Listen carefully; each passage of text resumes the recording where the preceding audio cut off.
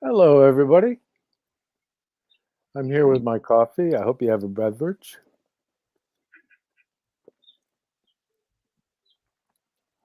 Well, I'm here in Detroit, Michigan, beneath the shroud of whatever this is that's surrounding us. And I want to greet everybody around the world. And I'm here with the always interesting and frequently humorous, the Reverend David William Parry out of London, merry old England, although it's been more merry in other periods of time, perhaps. But that's the nature of time and the period in which we're living through. Being that we're in terms of esoteric Christianity, the Rosicrucian stream, we're in the fifth post-Atlantean period. And being that the fifth mystery, or as Helena Blavatsky would call it, the fifth unutterable secret, or pointed out by C.G. Harrison as being the mystery of evil. So we get to find out what that's all about. And in coming to understand such a difficult topic in this age of materialism in which we're living, and you can see it all around you. Everything is being thrown at us that's coming from the realms of material science. And we try to find an antidote here, a way in which we can lift our heads above the fray and be receptive to the light and wisdom of spirit. And frequently I make mention of the tradition of Dionysius the Areopagite, the first bishop of Athens, who was given the task of founding an esoteric Christian school. He's mentioned in the Pauline writings in Scripture. And so this Dionysius, who had come up from Egypt, where he had been there, and there was a darkening of the sky that didn't equate with his understanding of the cycles of the heavens. And when he met Paul and he discussed with him the event of Golgotha, the crucifixion, he was able to figure out that that was when that darkening happened, that he experienced, that he was confounded by. And that was a major point that brought him into the service of Christ. So it behooves us to try and remain open to where one might receive some inspiration to be able to complete the journey from unknowingness into beingness. And that is something that's frequently dealt with from many vantage points. And one way in which I want to look at this is a kind of a preamble to our conversation today, which I tend to do.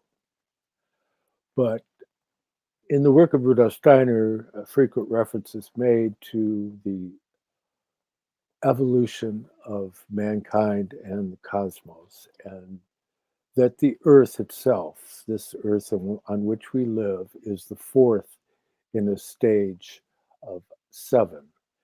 And it was preceded by three stages of evolution. But in addition to that, in between each of those stages, they have what's called a pralaya, which is a period of rest. And that's a period of rest for beings beneath a certain stage of development. And then it's a breathing forth, as it's referred to in esotericism frequently, of cosmos. And it recapitulates the conditions. And so when the earth came forth, it went through in several different phases. In the first phase, the sun, the moon, and the earth were united. And in the second phase, the sun separated from earth and moon. In the third phase, the moon separated from the earth.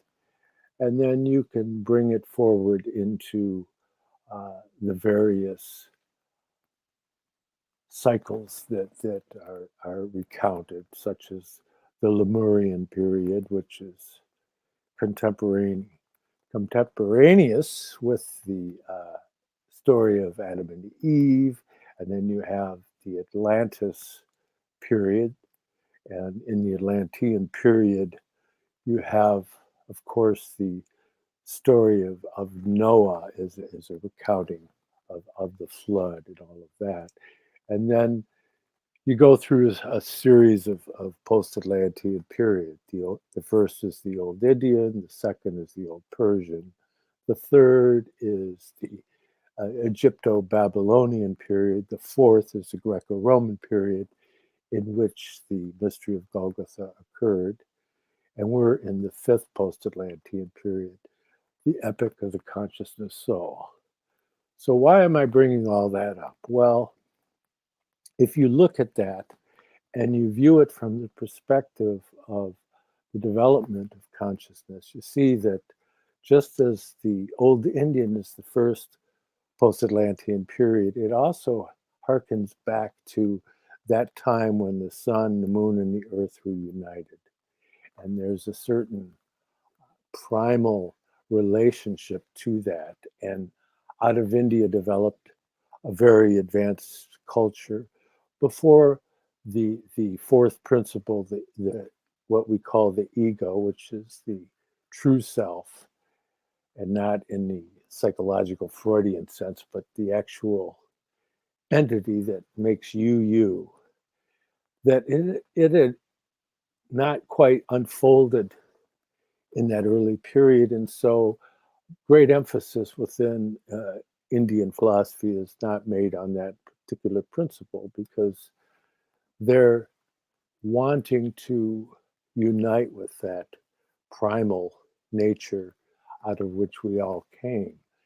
Whereas when you get to the Persian period, then you see that there's more of a real grappling with the earthly realm in the period of Zarathustra. And so that represents the second stage in which the sun separated from earth and moon. And so you see Zarathustra's late Stone Age revelation of seeing the being of the Logos, as we would call in Christianity, the being of the Christ in the aura of the sun, he called Ahura Mazda. When you get to the third period, you get to the Egyptians and the Chaldeans and the Babylonians.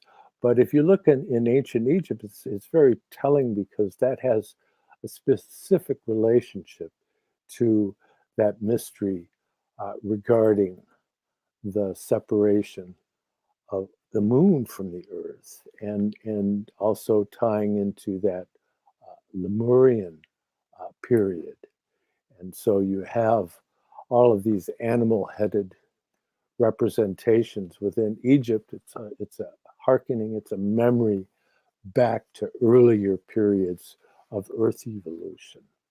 And so when you get into trying to grapple with some of these concepts, and then you carry it forward into the Greco-Roman period, and it's coming to a point where that's recapitulating the Atlantean period. Now, why am I saying that? Well, we're in the fifth, and we're not recapitulating any of those, so that there's an opportunity for something new to arise within our period that has to do with the consolidation of the individual nature of a human being as a spirit of freedom and love, as Rudolf Steiner described it. And so, with that being said, I'll give greetings to Reverend David. David, how are you? My dear friend, a good afternoon to you. Another week has gone. Oh my God.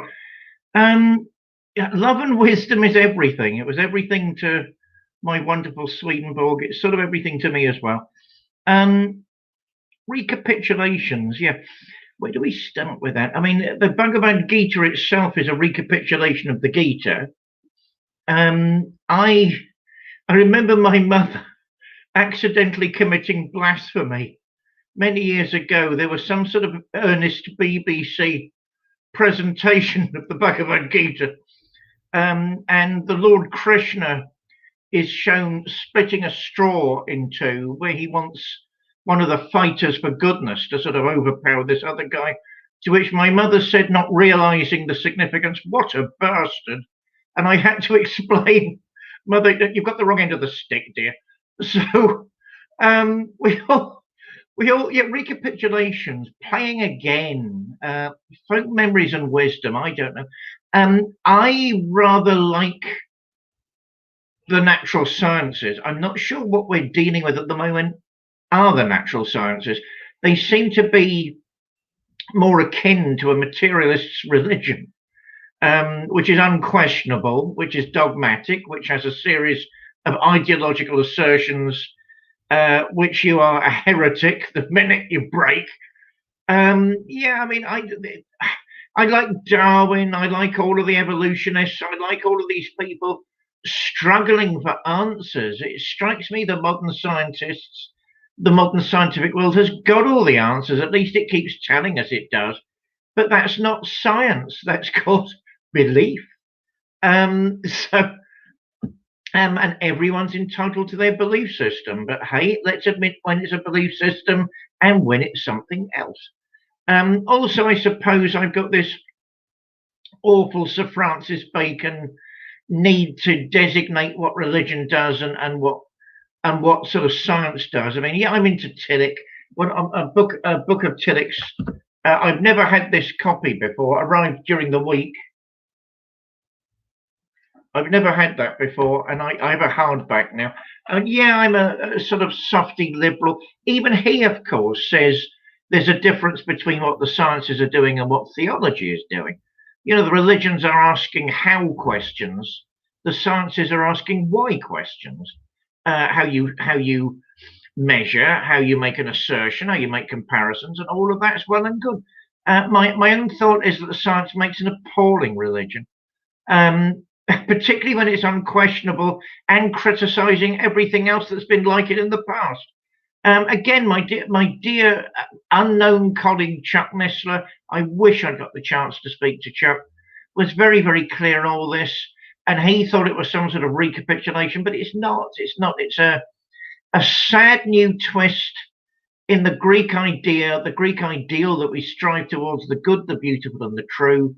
But sadly, no one is striving towards the true at the moment because they all think they've understood it in the first place. The sooner that particular cloud of unknowing is blown off the horizon, the better. When it comes to India, I had this thing about India. I've got this thing about India. Not as much as my dear friend Vladimir Wiedemann, who is a well-known Estonian author. I mean, he's practically a sannyasin walking around in Hyde Park and various other places. I love all the sort of Shankara stuff. I love all the sort of non-duality stuff. I love the Upanishads. I love Alan Watts, who of course said he was more of a Zen Buddhist. I love all of it. But, you know, I suppose at the end of the day, all of these wonderful things for me personally must pale into the love and wisdom of the gospel and of Christ Jesus himself, because there's nothing comparable to that. So how am I feeling today? I'm feeling bullish in the faith. I'm feeling strangely called to stand my ground in ways I really haven't been before. And wondering about, did you ever hear of the aesthetes in Tangier, John? I mean, William Burroughs, of course, and that lot went over there. They never actually got in with the aesthetes. I know. I mean, we actually sort of know one of them who recently moved to Gibraltar. Dawson will know who I mean, right? And you think, well, God, has Morocco become that bad recently? You know, these people that pampered and puffed and, like, you know, made these wonderful lifestyles in beautiful apartments in a beautiful city. I went to Morocco many, many years ago, fell deeply in love with Tangier. So that's on my mind. The good, the beautiful, and the true, and how we let these things down all the time, and how the beautiful was manifested during the Beat period in Tangier by wonderful people. Oh, bring back hippies, bring back Christian hippies. That's what I say. We need I'm a hippie. I had long hair at one point. There we are. I can't find any of the pictures. I tried to during the week. They've all gone somewhere. To just shock everybody, I had hair down to my ass. And I used to wear a cowbell. I can't remember why I used to wear a cowbell, but everybody did. And say a great deal. But no, it was wonderful. You know, why can't people gravitate to wonderful things nowadays? Because they're not recapitulating the good, the beautiful, and the true, and they're not helping the birth of anything positive or visionary. So, from this very depressed and singularly unmerry land at the moment, I'm struggling to survive and hoping everybody else in this particular vicinity is doing the same. How's about yourself? Well, yeah, the hippies, the Hopis. Yeah, I knew the hippies and I knew the Hopi. And, Morocco, that's interesting because back in the days of the hippies, my brother and I and another friend, the grandson of the Polish ambassador, had an import store called Smuggler's Imports, and we had Moroccan shirts and Mexican wedding shirts and blankets and all manner of trinkets and curios. And so I have a certain fond memory of Moroccan textiles. And I still like the Moroccan olive oil the best. It's quite strong, but it's because it's grown in kind of a desert climate. It has a greater abundance of its most wonderful nutrients. So that's a good one, and it's readily accessible. It's very good for you, considering your brain is largely composed of fats. You want to get the right kind of fats to keep your fat head together. But in getting back to what I was launching into, in the school of Dionysius, they make reference to the 9 levels of the hierarchies, and included in there is what we call the spirits of motion. In Eastern philosophy, the term that they would use that Rudolf Steiner equates to the spirits of motion is mula prakriti, and it's basically the primal essence of beingness that's being referred to. And there's also the spirits of wisdom, which are called the Curiotities by Dionysius the Areopagite. And that would be called the Maha Purusha. It's that which lives in a spiritual unity. And in getting to understand those concepts, when you get into, you like to go into philosophical excursions, and they keep looking for what's the prime mover, the material cause, and no true esoterist would say that there's a material cause of anything,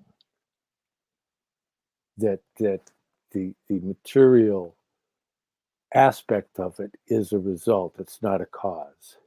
And so if you get into some of the philosophic distinctions about efficient cause and all of that, you would probably be more adept at that kind of word salad.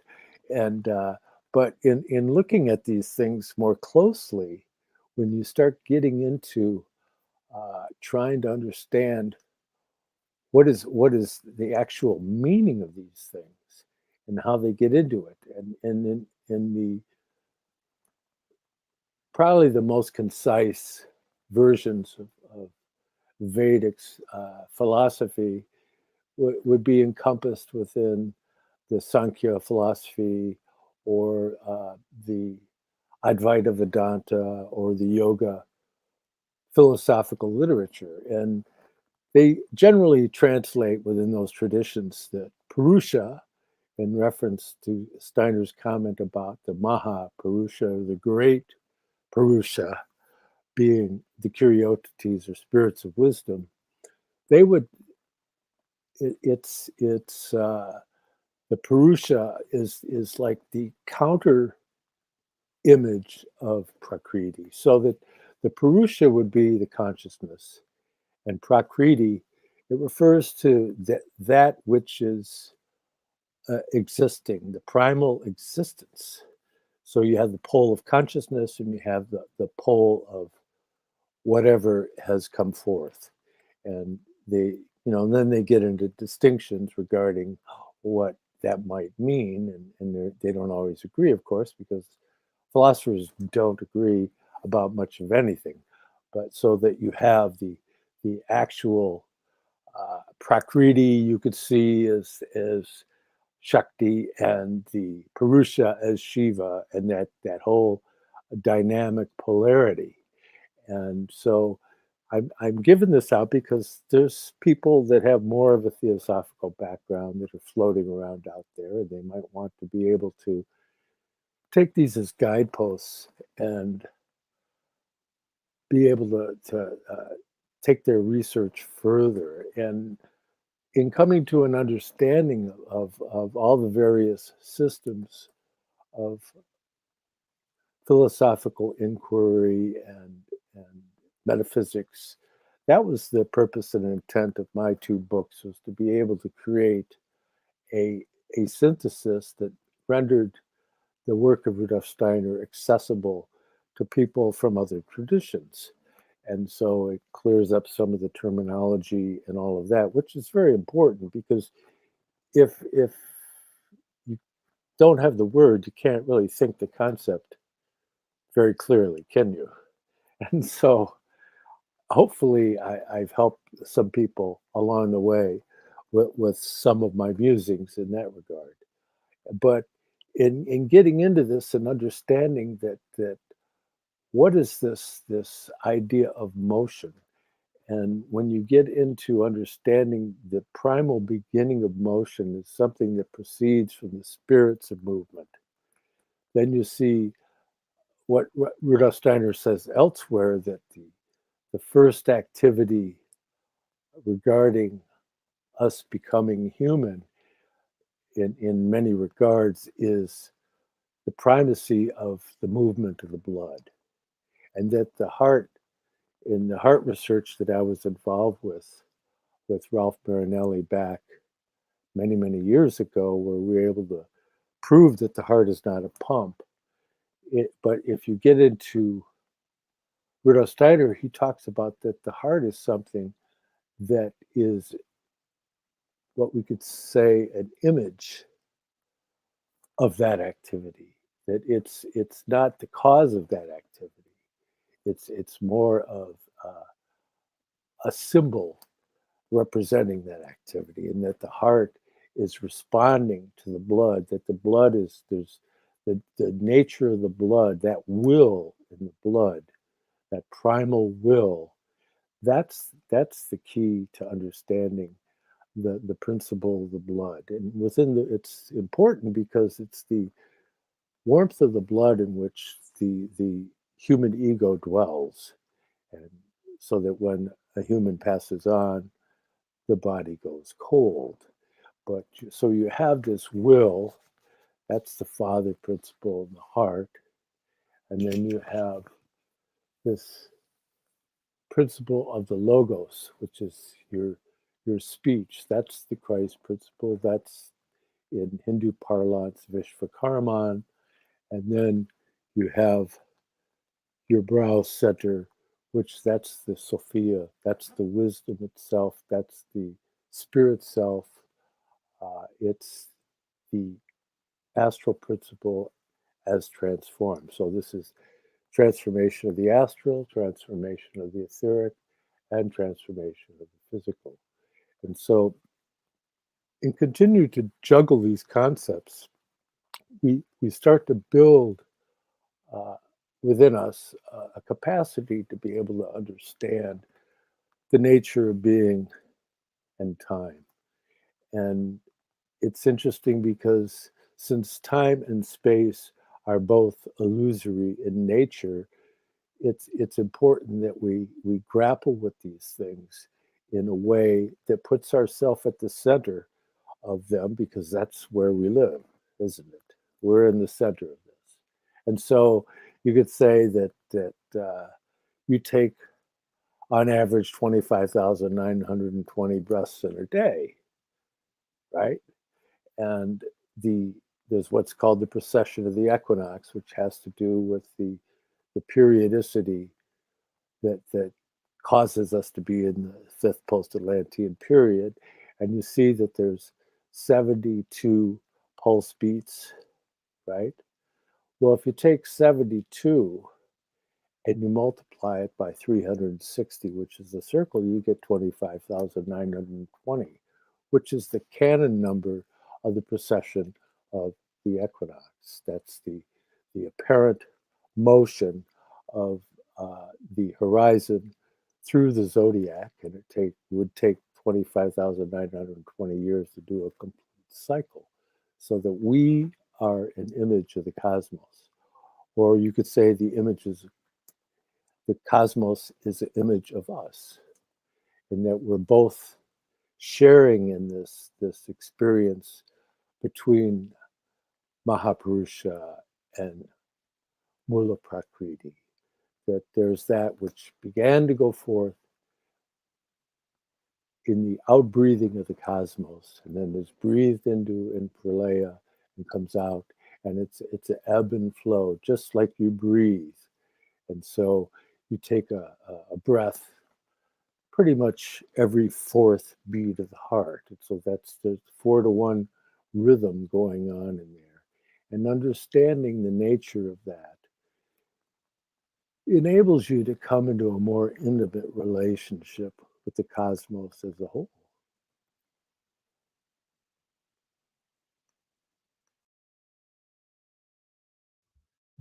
I think that's really what the great religions are aiming at, to come into a relationship with the environment, with the cosmos. I mean, certainly my view has always been that Swedenborg is actually pursuing some sort of anthroposophy. I mean, I remember talking to Curtis Childs at the Swedenborg Foundation years back. I mean, when he came to Britain for a conference, I can't remember what it was, we went and had fish and chips, because apparently that's the international British dish, in a place which cost an arm and a leg. That used to be poor man's food. Whatever happened to that idea? We went out for a coffee and we're discussing those things. I think Curtis wants me to write a mini drama on the life of Swedenborg. That's easier said than done, because actually he achieved a great deal. But you never know. You never know. And certainly medieval ideas of Adam Kadmon, that were all cells in the great Adam. I mean, there's a mystical continuity here. I mean, the cosmos is the greater Adam. There's us as Adam, every man as Adam, there's every human being as Adam. There's the cosmos as Adam, as I say. You know, there's an incredible depth of humanist, in the most elevated sense, insight into what we are as human beings and what our relationship with reality actually is, if we look at it from that direction. Which leads me back to a gripe about the sciences, I suppose. On Facebook, I'm some sort of member the physics, astrophysics, I can't remember, group.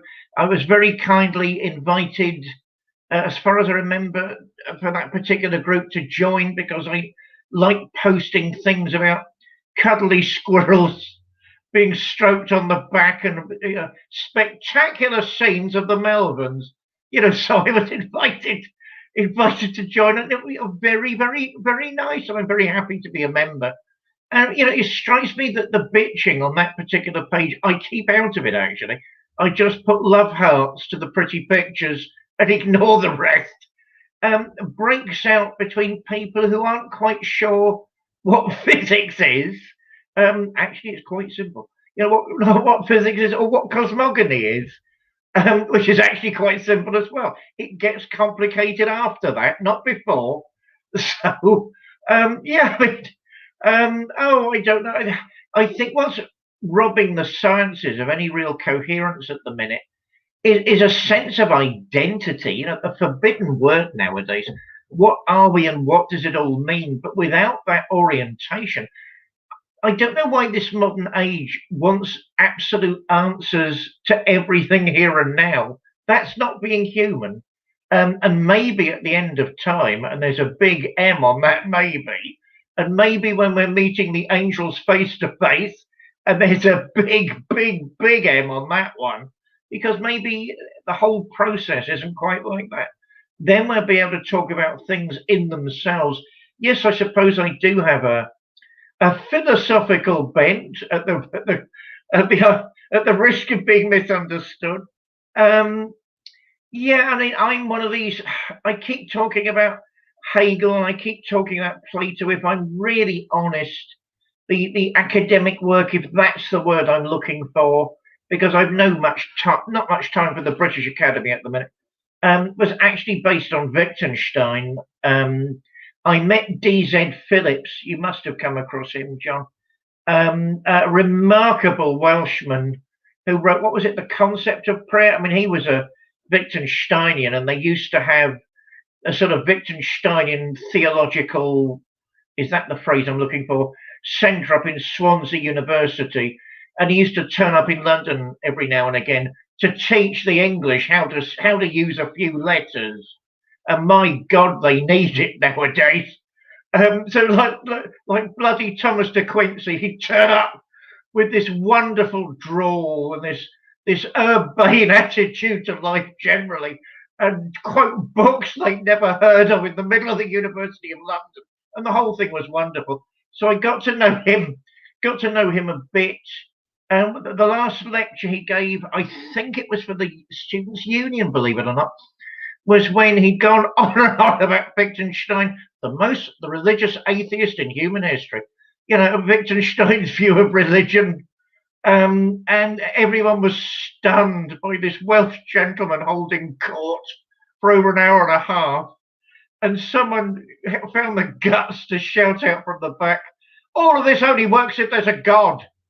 To which he replied, "I've never said there wasn't a God." And the whole thing sort of fell flat in this wonderful end to an evening and a lecture. Yeah, so I'm very fond of the philosophical sciences and discourses. I don't look to them for closure. I mean, that's not what they're there for. I mean, any philosopher can begin at any particular point in any discourse. And the reason philosophy doesn't really reach a conclusion is anybody actually looking for it? They're looking for different ways of describing the world.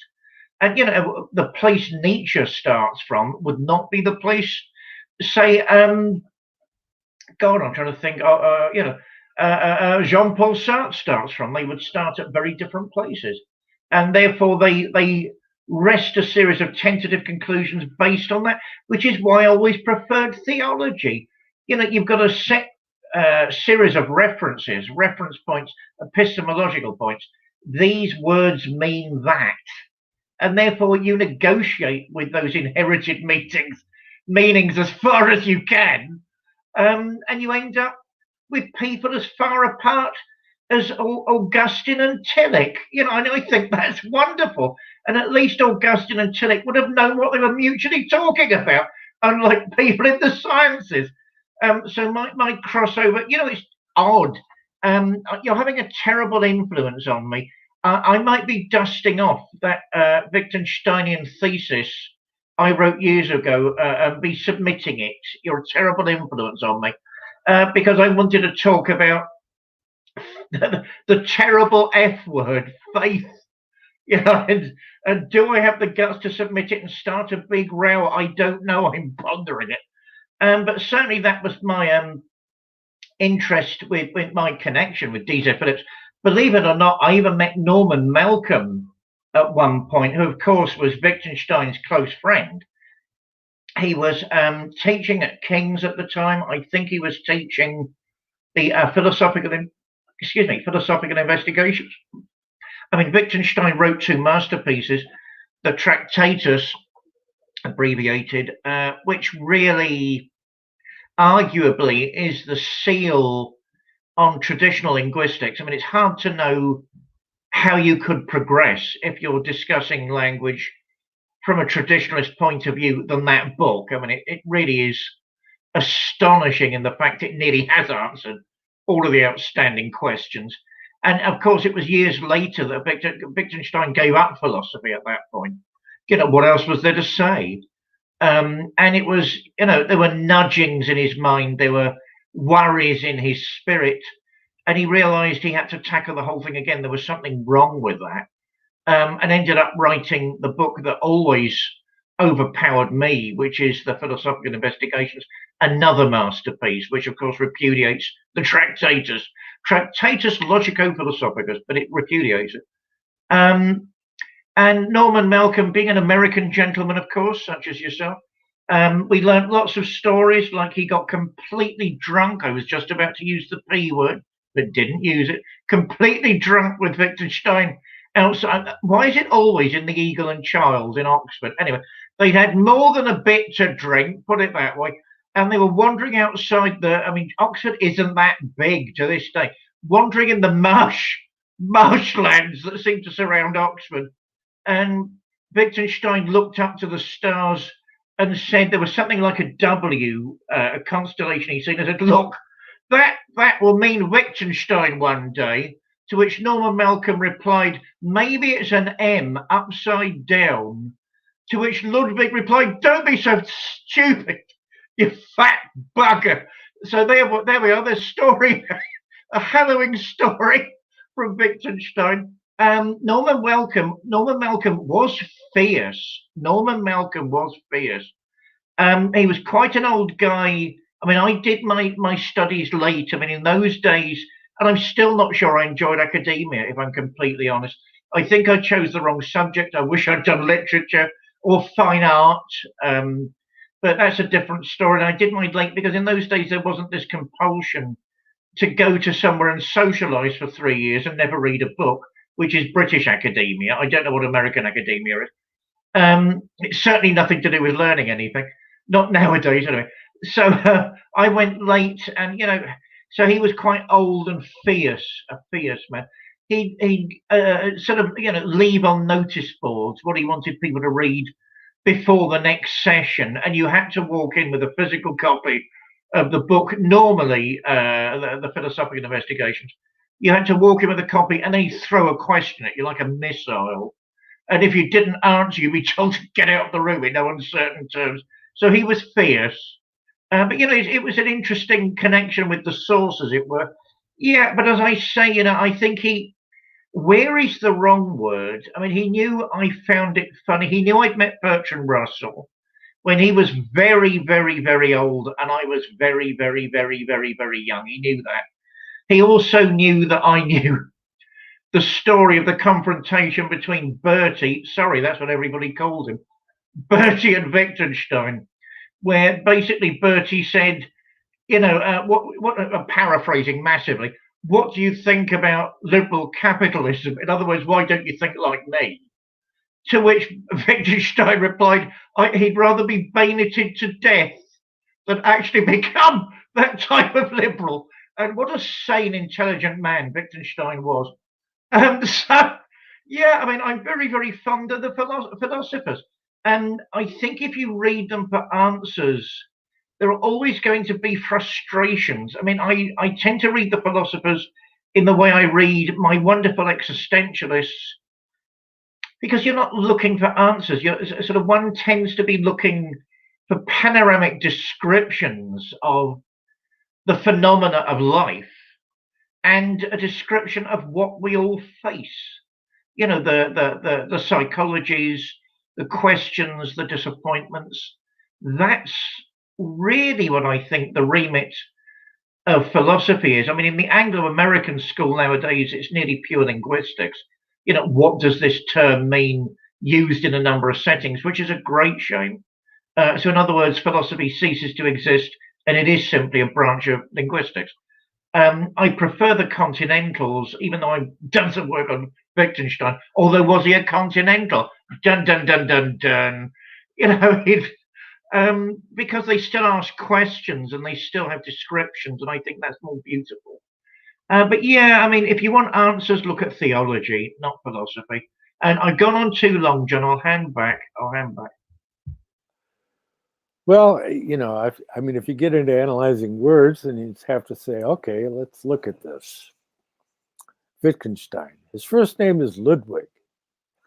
Okay, well, let's see. What other firebrand do we know named Ludwig? Ludwig van Beethoven. And what did he do? He made the envelope, the musical envelope, so much larger. He was doing things that people didn't even realize could be done. I mean, he would have melodies encoded within melodies, like as a multi-level cascade, so that you see that his conceptual basis was way beyond the usual stammering skills of most people's musical vernacular. And of course, he would tell you it was dictation, that he was responding to that which he could hear in an inward capacity. And so when you look at Wittgenstein, you see he's got his Tractatus, and where he sets down his basic, well, you call it semiotic or linguistic system. And then later in life, he goes to philosophical investigations and looks at what he had done, and he can't live within that. He's not comfortable with the mental construct, and so that's kind of the difference between Wittgenstein and perhaps a Bertrand Russell, for example. Because Bertrand Russell's, he wants closure. I'm sorry. He says he's a philosopher. Personally, I think he's a politician. And he was more concerned about Fabian concepts than he was about philosophic investigations. He wanted to come up with a system. He wanted to try and solve things using the methodology that actually he inherited from Wittgenstein. Because if you get into Alfred North Whitehead and Bertrand Russell and all that, they basically cribbed notes from Wittgenstein and extrapolated on those notes, And so we're probably going too far afield for most people, and that's okay. Maybe it'll spark an interest, but I find a sincerity in Wittgenstein that's perfectly astounding, and there's a clarity, and in getting into that, like the Dalai Lama once said to my friends and I when we were chatting with him years ago, he said, more important than being smart, being clear. And so I think that philosophy, I look upon it as a quest for clarity. It's a clarification. It's not a methodology that's going to provide you with an answer. And if you get into Rudolf Steiner's work, and he wrote The Philosophy of Freedom, which is the whole idea of being able to have a transcendental relationship to one's own thinking process, that thinking about thinking gets you out of the state of sense-bound thinking. Because if you get trapped in that, it's like the hamster in his little wheel running. He really feels like he's getting somewhere. All he's getting is exercise, but the wheel's spinning and he's making that wheel spin. So he can work off some calories. But so sometimes when I read philosophical works, I feel like the hamster in that wheel.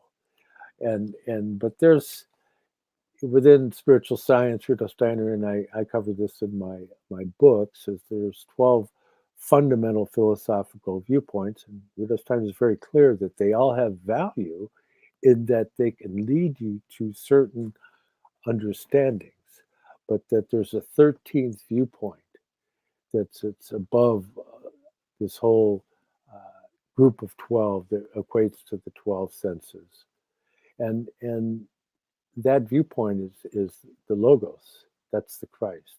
That's beyond the philosophic viewpoint.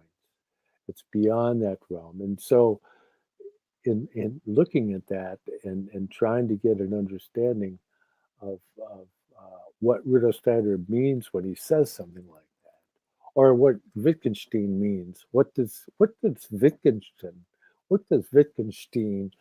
think he means? You know, that's the approach that has integrity. It's not what do you think he means. It's what does he think he means. And so that's a pathway towards truth right there, because you have to be able to tell yourself that you don't know. It requires a certain humility. It's the washing of the feet all over again. It's because there's something lower that makes it possible for something to be higher. And so an acknowledgement of that.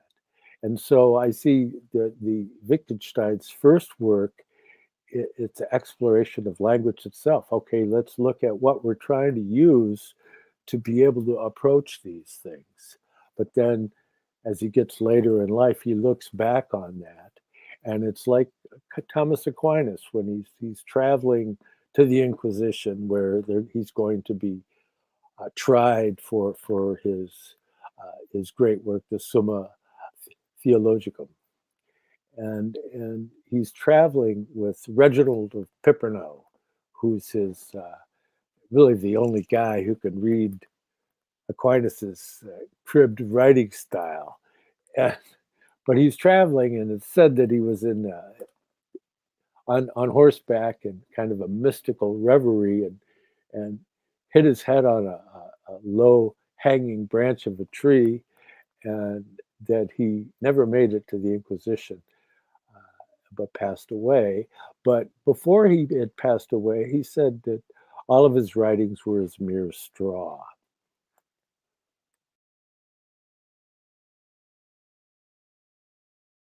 I'm trying to remember, there was a famous British occultist who wrote a book on the tarot in the 80s.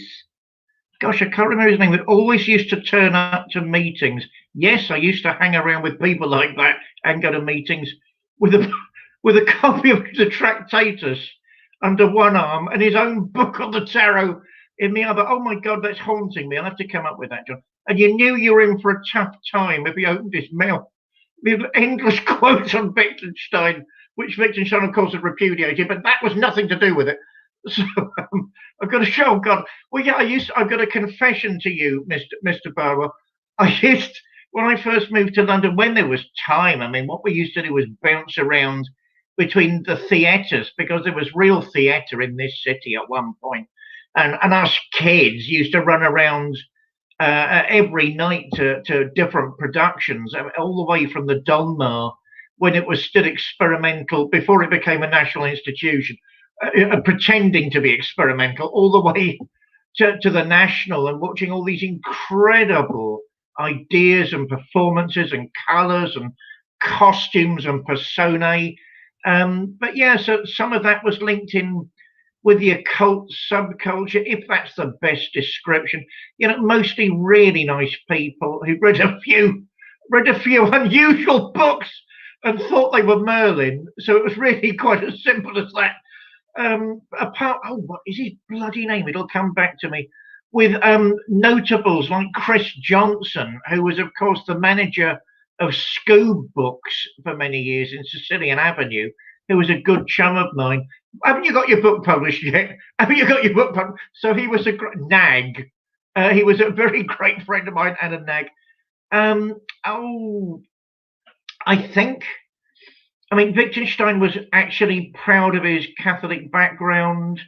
He wouldn't have resonated with Catholicism in any sense of the word. He was obsessed with the religious notion of purity. I mean, if you're looking at purity beyond the physical, I mean, it very quickly becomes a religious term. He was obsessed with that, and of course, it's come out recently that actually he had enjoyed a series of mystical, and I do mean enjoyed, a series of mystical experiences when involved in the conflicts of war. Therefore, a very, very complex man, possibly walking a via negativa, which is something the West isn't as good as doing. I mean, believe it or not, part of my next book is centered around the meditational exercises of Ignatius de Loyola. I mean, I tried to put myself in various scenarios, biblical scenarios, to answer questions to the text. I think the West is really good at those path workings, those creative visualizations. Sort of Jung himself used to do things like that.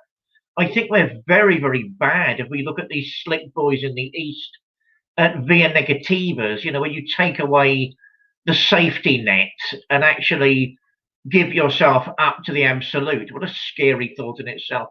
I think that's what they do more than what we do. As I've said before, I remember I cut my teeth on Hermann Hesse, and he was quite a stickler for that. You know, if I was in the East, I'd be a Buddhist. I'm not in the East, therefore I'm a Christian. And I think that's far from trivial if somebody like that is saying those things. You know, I mean, I remember I mean, nowadays I think it would be a novella more than a novel. You know, his Siddhartha, which has the very clever literary device of separating the names of the Buddha into two characters. So you have Siddhartha and Gautama. And of course, the two meet at the beginning where Gautama has actually achieved the enlightened state. As far as memory serves me, they're actually in Deer Park during the famous sermon where the Buddha held up the marigold and would say nothing.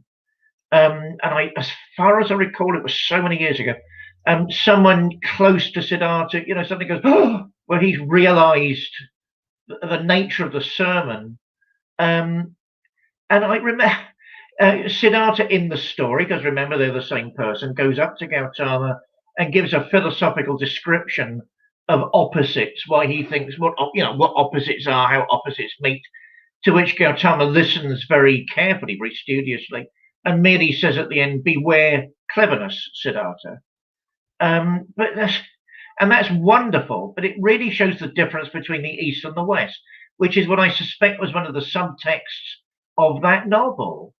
Everybody's going on and on about him as the ultimate, since hippies are coming up, hippie writer. Well, I mean, that's true and it's not true. Certainly in his day, he wouldn't have seen that. You know, and I notice his Wikipedia entry basically presents him as some sort of German nationalist, which he most certainly wasn't. I mean, you know, Obersturmführer Hesse. I mean, that couldn't be further from the truth than it was. I mean, he was practically arrested by the Nazis every single week, except they couldn't really pin anything on him. So that's, no, we've got to be proud of what we know in the West. You know, there's nothing those Eastern boys have experienced or known that we haven't. We just talk about them differently. We talk about those things differently because at the end of the day, there is a personalist view of the cosmos over here. And our understanding of creation is personalist. And that is very, very, very far from trivial. And that's one of the defining features of the entire Western cultural enterprise as I can see it. I don't know if that said anything meaningful, John, apart from the fact I'm totally against inquisitions and anyone that takes part in them. And I think they arrested Cervantes, didn't they, at one point? How atrocious.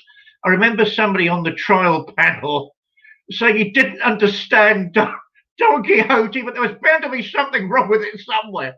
I mean, how can you deal with people like that? It's the Taliban in Europe, isn't it? So you've got to be able to stand up to them somehow. What is the way of standing up to them? Having a bit of joy in your heart and a bit of reading under your belt, and realizing that Christ is the Savior. A friend of yours, my dear John, David Hughes, admitted to me, David Vaughan, forgive me, David, admitted to me during the week on Facebook he'd actually been a Lutheran pastor, to which I could only say colleague. I mean, everybody knows how much I'm into Luther. And what's the ultimate thing of Luther? We're saved by Christ, period. Stop worrying about the rest. We're saved by Christ and we're saved. Isn't that wonderful? I'll pass back to you.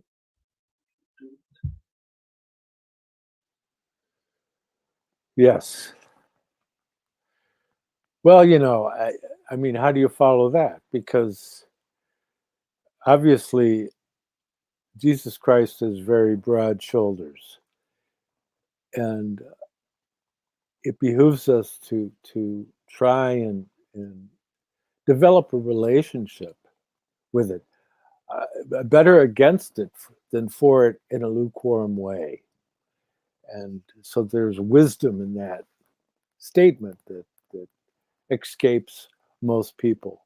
And I think the central problem in the world in which we're living is that we live in a lukewarm world, and that people don't engage themselves in the types of perspectives, percepts, introspections, laundry lists of challenges that we like to consider at this time. Not that we're going to find the answer, but that it keeps us in the game. The Magister Ludi, the glass bead game of Hermann Hesse. And really my greatest thought regarding Hermann Hesse is that my memory of seeing the picture window in his living room where he wrote those books, he had the best view of just about anybody. I mean, it goes into the mountains, and you see there's in the distance there's like some cows chewing on grass, what have you, and it's just absolutely spectacular. And how could you not write books like that, with having that kind of a view out your living room window? And so, and going back to what you were saying, Oxford and the swamp surrounding Oxford. Well, that's kind of telling, isn't it? It's yeah. There's so many things. It's all symbols, and all things transitory are but as symbols sent. To paraphrase Goethe, who's good at those types of things.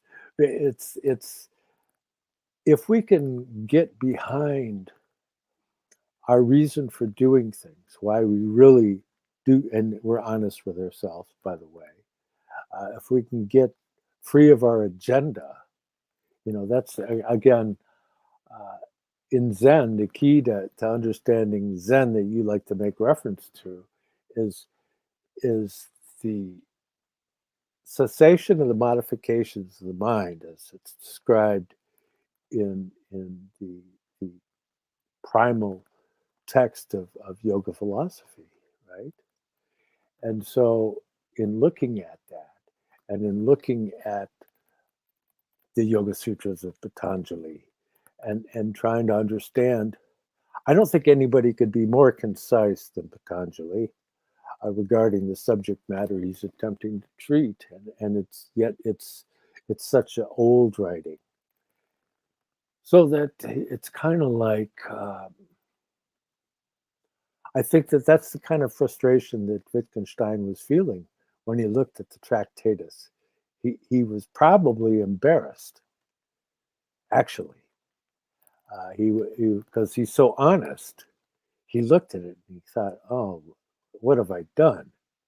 Because he's created the cat chasing its tail scenario, and we still have that continuing on and on. I made references before, but I'll mention it again because it's relevant once again. I saw an article many years ago of the head of the philosophy department at University of Michigan, which is noted for its philosophy department, and they were interviewing the head of the philosophy department, and he had said, well, all the different philosophical schools have their own proprietary languages, so the different teachers here can't talk to each other, really, because they have their own proprietary systems. And of course, I'm just paraphrasing what he was saying. But so that being said, it's like we could be captured by our linguistics. We could put ourselves in a linguistic semiotic prison, so to speak, in that we're letting the language determine the content of our being. And the reflection on the Latin language, which is very often used in philosophy, is that because it's a dead language. And so words have very specific meanings that are unchanging. But if you go to Lao Tzu, he would say that it's all change. And so how are you going to find a middle ground there without just going off into meanderings just for the sake of it? And that's at the point that you finally throw in the towel and grab some manner of artistic device and become an artist. Because you'll probably get better results being an artist and actually creating something from nothing than attempting to try to describe all these dilemmas that tend to occur with philosophers. But that being said, one of our friends here in Amsterdam, Paula, she's saying that they have removed Baruch Spinoza from the list of important philosophers in the Netherlands. It's like, really? What is it? Is it too hard to read? I mean, Spinoza, geez. I mean, he was one of Goethe's favorite philosophers, and you see the continuation of Spinoza and his integration with the history of Western philosophy, described by Rudolf Steiner, in that Spinoza reincarnated, and he was the philosopher Fichte. And of course, nobody ever talks about Fichte. I think that he's probably been deleted from the list of important philosophers in Germany. So this is where we're at about philosophy. It's gotten to the point that who needs philosophy? We have guys in white coats that can tell you what you're supposed to think, and you won't have to worry about all that stuff. I mean, it's laughable. The state of the world today, were it funny. And that being said, I keep trying to find a center within all of this that is wholesome. I mean, it's easy to devolve into a lower level of consciousness by confronting your opposition. Because if you try to confront them on their level, then you become just like them. And so, what is there? Is an old Persian story about Jesus Christ. Has a quote that he said, "Be as the wind in the trees, experiencing all, but attached to nothing.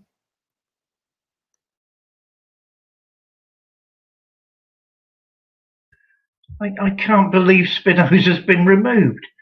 I read the Ethics many years ago. It was one of the first books in philosophy I read when I realized I wanted to know a lot more about that type of discourse. It struck me as beautiful. I had what they call a romantic attitude to the great logician. I mean, all that logic chopping, if A then B and that means. So great, why not? His attitude seemed to be that, Deus sive natura, God or nature, which is incredibly misunderstood. Excuse me. I think what he means is there are only two attributes of God you can actually know as human beings, one of which is extension. Therefore, the whole thing got very complex. I think he was looking, I'm going to show off again, for the amor Dei intellectualis, the intellectual love of God, which of course he would have said is religion. What is religion? Doing good deeds and being kind. So that was bound to appeal to a young David, and that really is the cornerstone of religion, whether people like it or not. It's not turning up, mumbling a few words under a statue, and then being a bastard in fellowship. That's not what it's about. Let's face it. Let's get a grip here.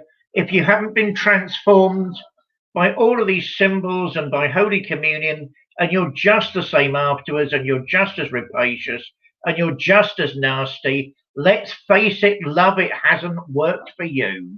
We need to get the mysteries are the mysteries. They're not, 2-for-1 offers in Sainsbury's. If you turn up at church and you know the right people, then your career will go beautifully. Yes, I'm having a go at Jim Baker. There we are. How many times has he been to jail now? I can't quite remember. And I remember the first time he went, let's get controversial. He actually admitted he hadn't read the Bible all the way through. Well, that never stops you judging everybody with your minuscule knowledge of it. And then he said he read it in jail. My heavens, what is that meant to be? Some sort of apology? And he was amazed God hadn't struck him dead for being a false prophet. Jim, you're not the only one that was amazed by that, okay? No, so you get gentle philosophers like Spinoza. I mean, it's secular saints. I mean, I quite like the story, thrown out of the synagogue and the church. What was it? I can't remember which way round it was. The first one for atheism and the second one for heresy and blasphemy. I can never remember which way round it is. Hey, an old good round guy, if you ask me. The major story, the two major stories that come to mind, I hope they're not simply apocryphal, was his sister, when the synagogue had excommunicated him from the Jewish community, realized there was a legal advantage. Therefore, she took him to court to get all the family property off him, because, of course, Mind you, you're talking about Spinoza. Yes, okay. Spinoza. Might be wondering. Oh, Jim Baker. There's hardly anything to say about Jim Baker, apart from the fact I like that new program of his, where you can buy nuclear safe ready meals. He had some sort of chef recently on his program where they were cooking this huge vat of weird goo looking stuff with noodles in it, and apparently you put it all in flasks, and you put it all in little packages, and then you go to your bunker for when hell literally breaks loose, and apparently you can eat this goo until the tribulation's over, and you can come out. Hang on, I thought the whole point in the Bible Belt was the nice people were taken before the tribulation. So why are you all still there in your bunkers?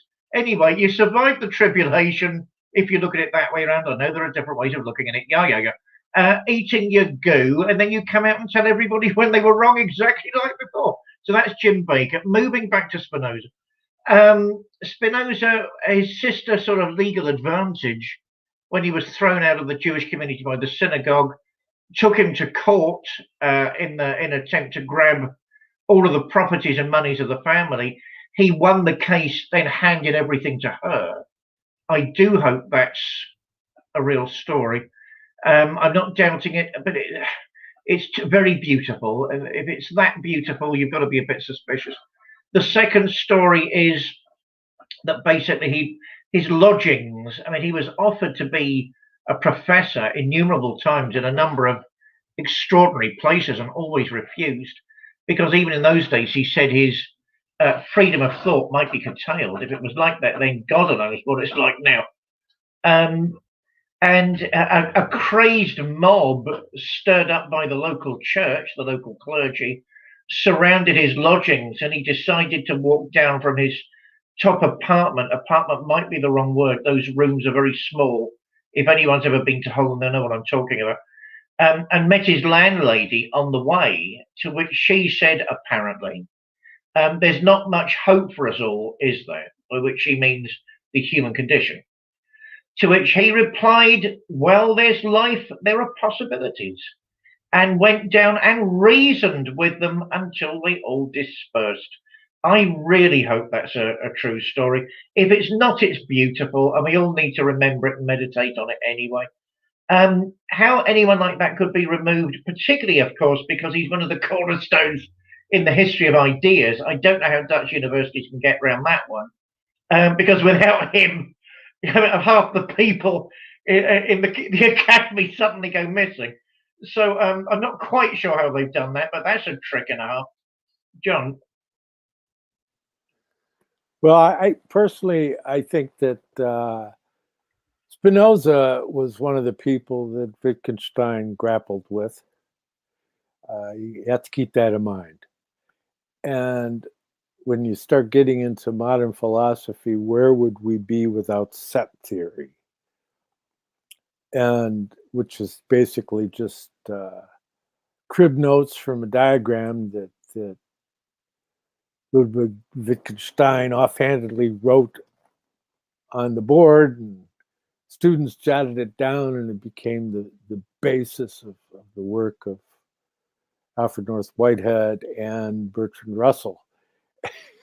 So, and he said, well, you know, he couldn't believe that he was just saying, for example, you could do this, you know, A plus A equals N, A plus B equals N, B plus B, and, you know, so on and so forth. And then I've told the story before, so I won't tell it again, but you have to go back and find it. But it's tricky when you get into this and you try to figure out why things like that are left out. Personally, I think that perhaps it was a protest of the philosophy professors that they had to deal with Spinoza. Oh, not this guy again, you know. And if you want to do Spinoza credit, you should probably study Latin in the first place, you know, and they're not interested in doing that. And I can understand, you know, that's when your basis of philosophy is linguistics, why would you want to study a language? I think that it's getting to the point now. I'm kind of liking Science and Sanity, which is a really a classic work and in the history of philosophy in the West. And it's interesting because when you get into it's Korzybski who wrote it, and he's a penetrating sort himself, and it's interesting because in English-speaking linguistics and semiotics and all that you have Hayakawa and you have Korzybski, two of the most penetrating sources for that kind of discourse, and English is their second language. And so you see that somebody who's an outsider can have insights into something that somebody who's lived within the conceptual realm their whole life might not be able to see. And we see that example in the history of science because most of the innovations in science are done by people outside of their field.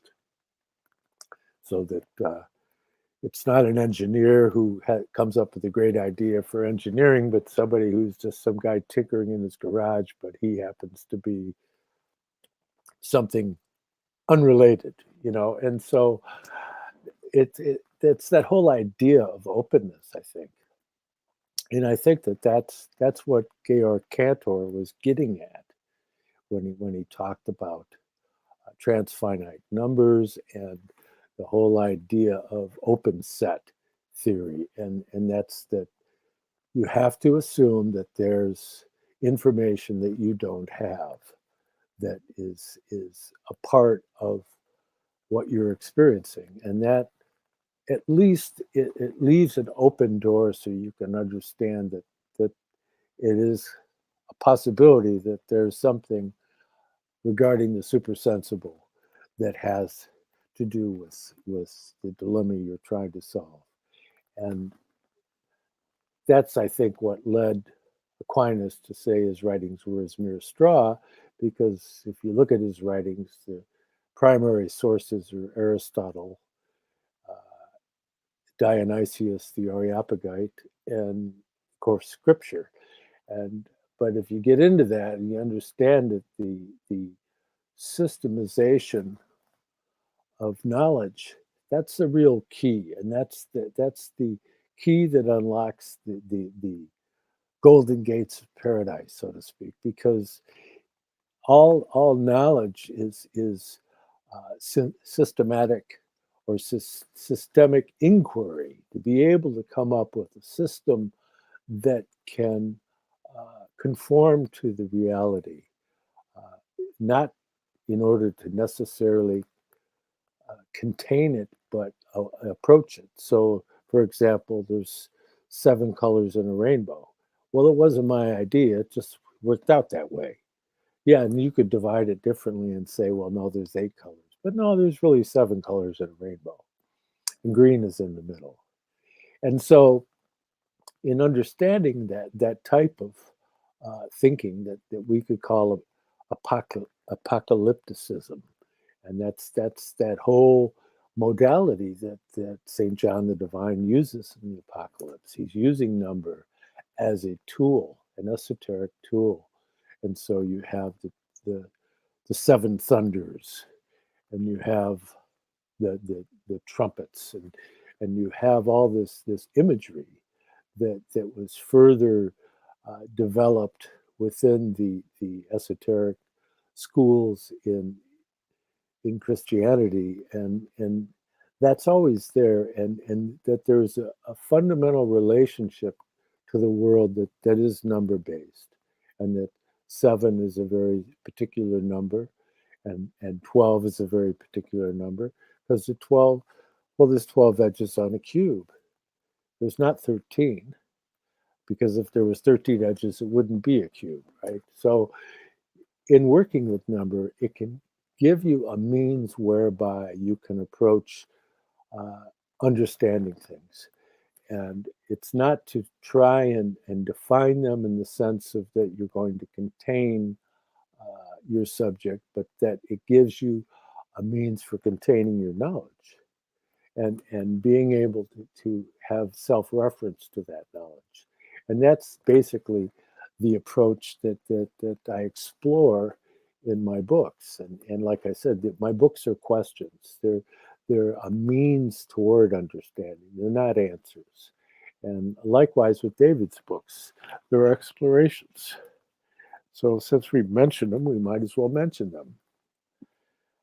David is a wonderful author. He has 3 books at this point. He's working on another one, diligently, I hope.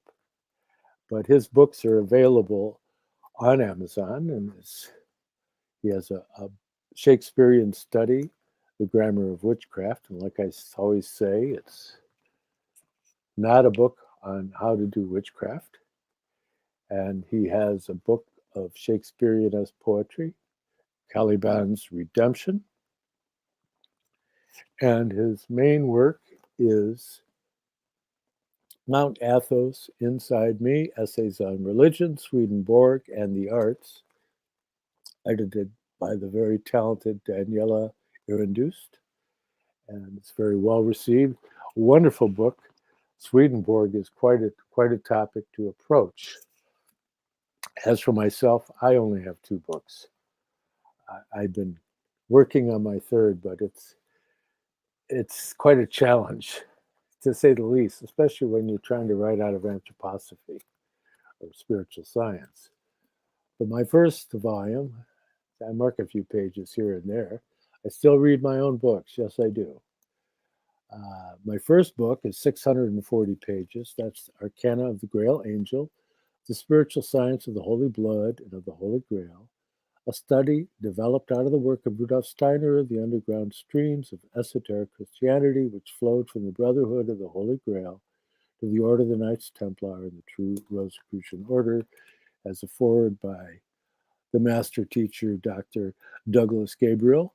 And it has many, many diagrams and fully referenced. And then my second volume is The Arcana of Light on the Path.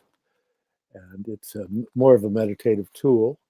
It has all of the diagrams that are in the first book, plus, where am I? Oh, plus many more. And this will enable you to be able to approach your thinking and your meditative studies from many vantage points based out of the work of Rudolf Steiner, and using the meditative text by Mabel Collins, Light on the Path, which was the book that Rudolf Steiner used for the first esoteric group that he led at the Theosophical Society. So it's well worth understanding the principles expressed in that book, because that can give you a means of clarification. And so my books, by the way, are available through eBay here in the US. I have the link below. You might have to copy the link, though. It doesn't always respond when you just click on it on social media. Or you can go to my academia page, and you can contact me directly if you're outside the country or in the US, or you can private message me on Facebook, and or you can just go to eBay and put in John Barnwell and Arcana, and it will bring them up, and you'll see that they're readily available. And I always think, also there's below, there's a link where you can download a free PDF of the foreword to my second book, foreword written by the late friend of mine, William Bento. That being said, if you would, I'm getting close to reaching the 1,000 threshold of people that subscribed on YouTube. And so I just need 10 more. So if there's 10 people out there that click on that subscriber thing, I'm heard that that's going to be helpful for me. And please click like and share this profusely amongst people that might find it interesting. And that being said, we're getting near the end here, and I hope you enjoy our musings.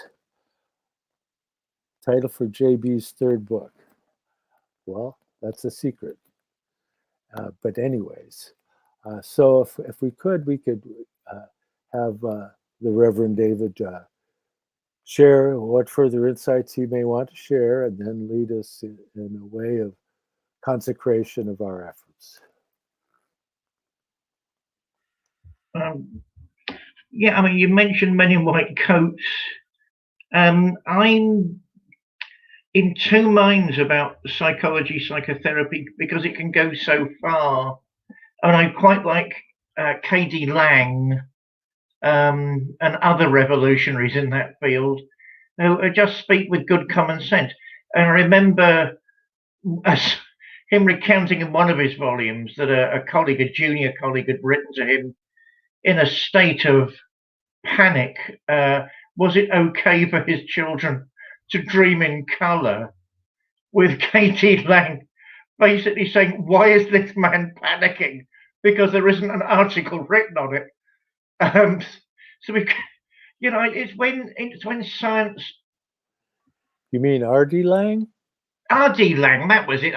Do you know? I know a K.D. Lang. I think she's the sister of somebody. Yeah, R.D. She's Lang. a singer. Yeah, not into her. Not into her.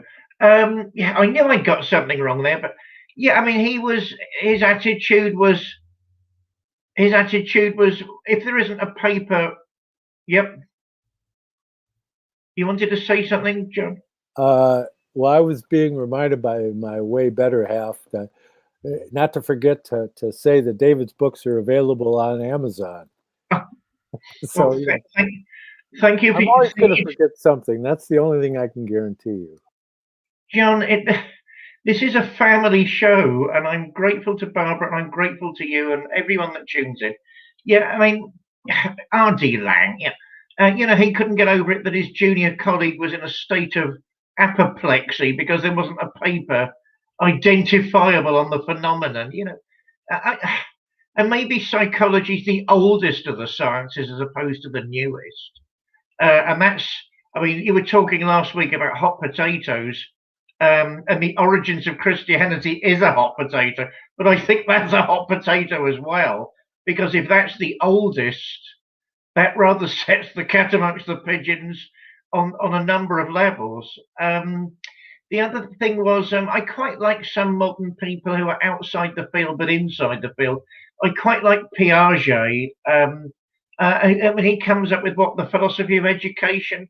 Have you seen the remarkable photograph of him sat in his tiny chair, literally being overpowered by a room full of books? A remarkable photograph. And of course, it shows he's a reader. He's not afraid of ideas. He's not afraid of opinions. And he enjoys the struggle. Why can't that come back? Why are people so incorrectly systemic nowadays? I don't understand that. Anyway, we are coming to that time. My friends, it's not always clear what to say at the end of one of these shows. I mean, they're family occasions. They're friends and family meeting together for a touching bass session on a Sunday for me evening. And it's wonderful to be part of it. I mean, we've come so far on a journey that's looking for truth, and we've managed to identify the fact that truth is many things as opposed to simply one thing. And it's without an understanding of those many things, we'll never reach truth with a capital T, which personally I don't doubt is there. Bearing that in mind, we all have our own personal truths. We all have in mind our personal authenticities. We have our personal spiritualities, all of which maybe are leading towards that final goal of salvation, redemption, and finding that truly better part of ourselves, which was given by the angels at the very beginning. My friends, whether you have a faith or not, please receive my blessings as humble as they are, because, as Bunyan said, I am the chief of sinners. But you have my warmth, and you have my prayers, and you have my hopes for a better day ahead in Christ Jesus. Until we all meet again next week. God bless you. And God bless you. And I want to thank Vadim and Tyla for sponsorship of these efforts. And also, if you're interested in buying a cup of coffee for either of us, for me, it's paypal.me/John Barnwell 888. And for David, it was paypal.me/DPARRY 888. But I tried using that earlier today and it didn't work. So I don't know what's going on with your account, but maybe perhaps you can look into that. I just thought of that. In any event, I want to thank everybody for showing up, and I hope that you'll go subscribe on YouTube so I can reach the 1,000 subscriber threshold. maybe that will accomplish something. I got the other two goals covered, but that's the one I need so far. Thank you so much. Yes, David's book is wonderful. Neil James just said, yes, all three of them are. And so that being said, thank you so much. And have a good week.